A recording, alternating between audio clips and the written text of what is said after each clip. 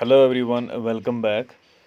कल के लेक्चर में हमने एंटरप्रेन्योरशिप का इंट्रोडक्शन देखा था कि क्या बिज़नेस होती है, कैसे सेट होता है, कौन से अपॉर्चुनिटीज़ होते हैं जिनकी मदद से हम एक बिज़नेस स्टार्ट कर सकते हैं।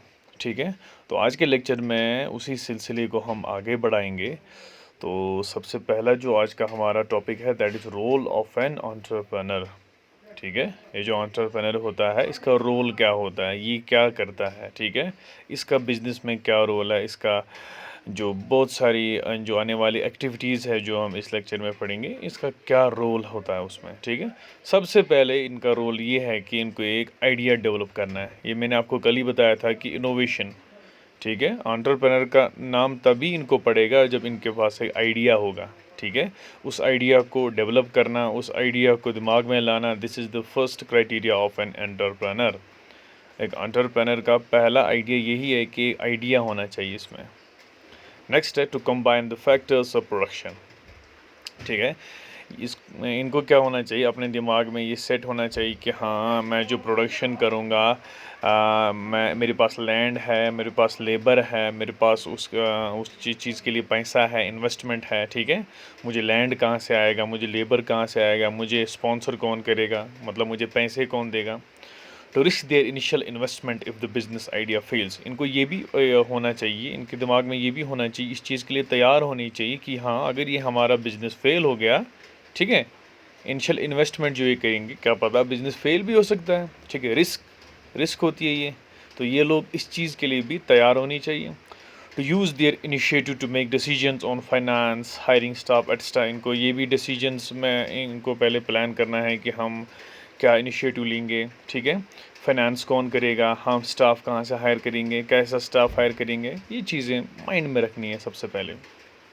नेक्स्ट है to delegate responsibility to managers और स्टाफ। उसके बाद हम जो सेटअप करेंगे, रिस्पॉन्सिबिलिटी जो हम यहाँ पे स्टाफ रखेंगे, मैनेजर्स रखेंगे, काम करने वाले रखेंगे, उनको हमें रिस्पॉन्सिबिलिटी देनी है, ज़िम्मेदारी देनी है। तो हमें उसके लिए क्या है ना, सेटअप पहले इनको करना है। लास्ट है फिर ये ऑब्जेक्टिव्स करेंगे डिसाइड कि ये जो काम करेंगे, सेटअप करेंगे, उसका मकसद क्या होगा। ठीक है, किस चीज़ के लिए ये काम करेंगे। फॉर एग्ज़ाम्पल, अगर कोई मिल्क इंडस्ट्री डालना चाहता है तो उसके पास गाय वगैरह होनी चाहिए। ठीक है, गाय, मवेशी, जो भी दूध देने वाले जानवर होते हैं, उनके पास एक शेड होना चाहिए। ठीक है, उनको जो औरतें हायर करनी है जो दूध वगैरह ठीक है से मुंसलिक होंगे, इनको घास वगैरह की ज़रूरत है। तो ये देखो, ये एक सेटअप जब बनेगा, अगर किसी को ये ऐसा बिज़नेस स्टार्ट करना है तो देखो इस बंदे को या इस एंटरप्रेन्योर को ये सब चीज़ें माइंड में रखनी है कि ये अवेलेबिलिटी मुझे कहाँ से होगी, ये सारी चीज़ों की।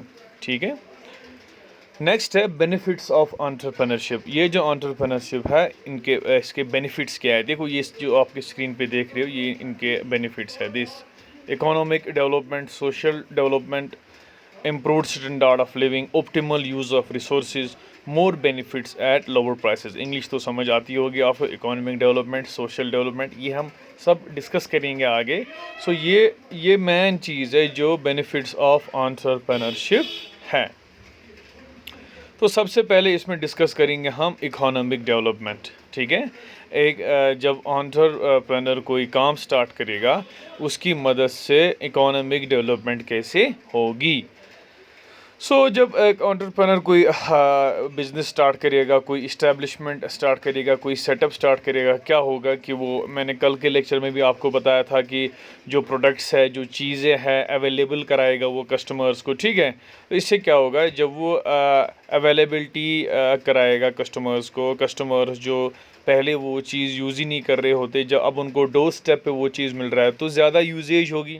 तो जब ज़्यादा यूजेज होगी तो इकॉनमी ग्रो करेंगे, इकॉनमी ग्रो करेगी आराम से।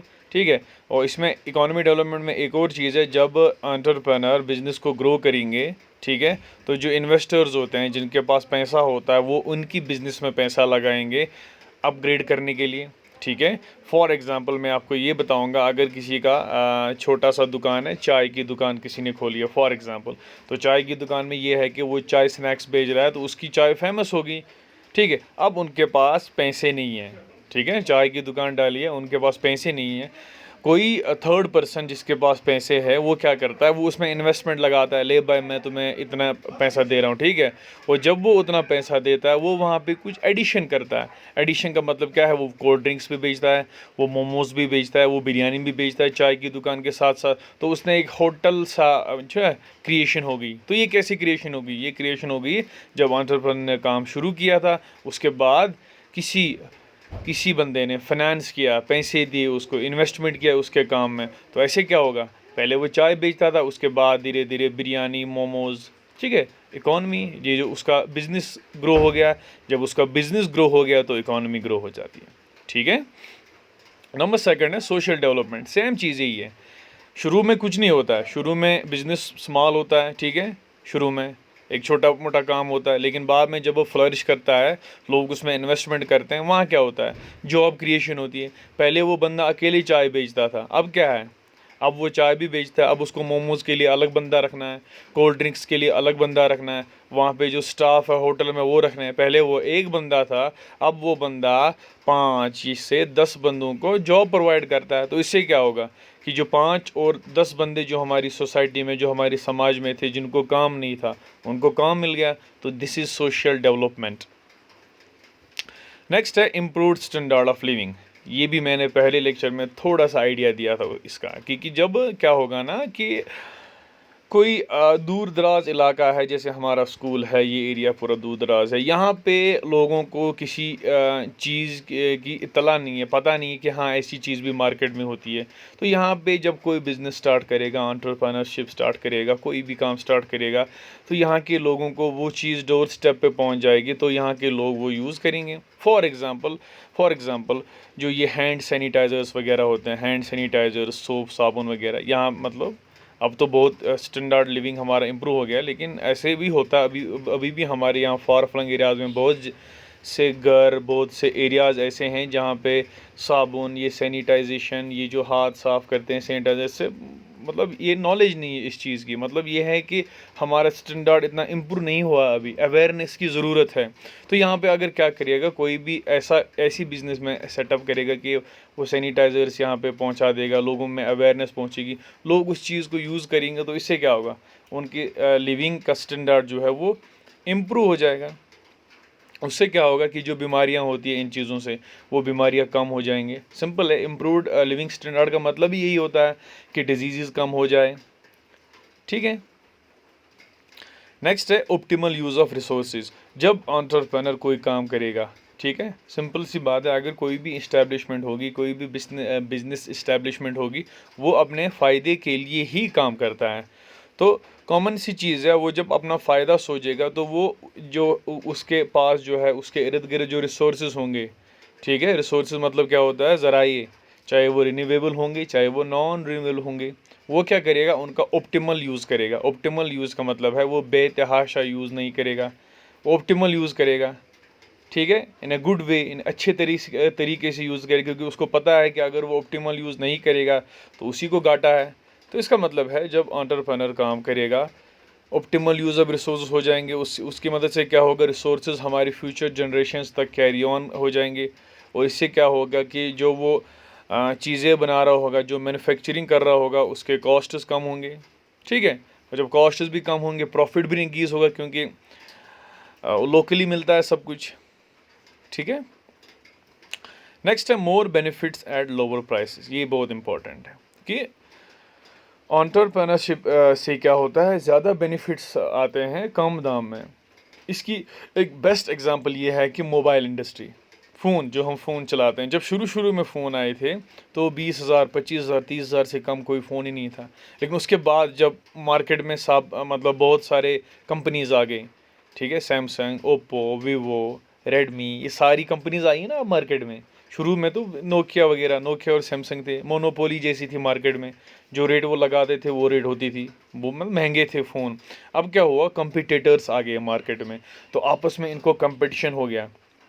ये समझ लेना बात को, आपस में इनको कंपटीशन हो गया। तो जब कंपटीशन हो गया, ये क्या कर रहे हैं कि हर एक कंपनी ये चाहती है कि हमारा प्रोडक्ट बिक जाए, तो उसकी वजह से वो क्या करते हैं, प्राइस को कम करते हैं। जब वो प्राइस को कम करते हैं तो लोग उसी को ख़रीदते हैं जिसका प्राइस कम होता है। यहाँ पे मैंने इस पीपीटी में एग्जांपल दिए कि शुरू में फ़ोन 20,000 का होता था, आज जो एंड्रॉयड फ़ोन हम खरीदते हैं 4,000 में भी खरीद सकते हैं, होता है ना, 4,000 में भी फ़ोन है। आप 10 साल पहले देखोगे कि 4,000 में एंड्रॉयड फ़ोन मिलना नामुमकिन था। तो ये क्यों हुआ? ये क्यों हुआ? जब एंटरप्रेन्योर्स मार्केट में कम्पीट करने लगे, कंपटीशन करने लगे।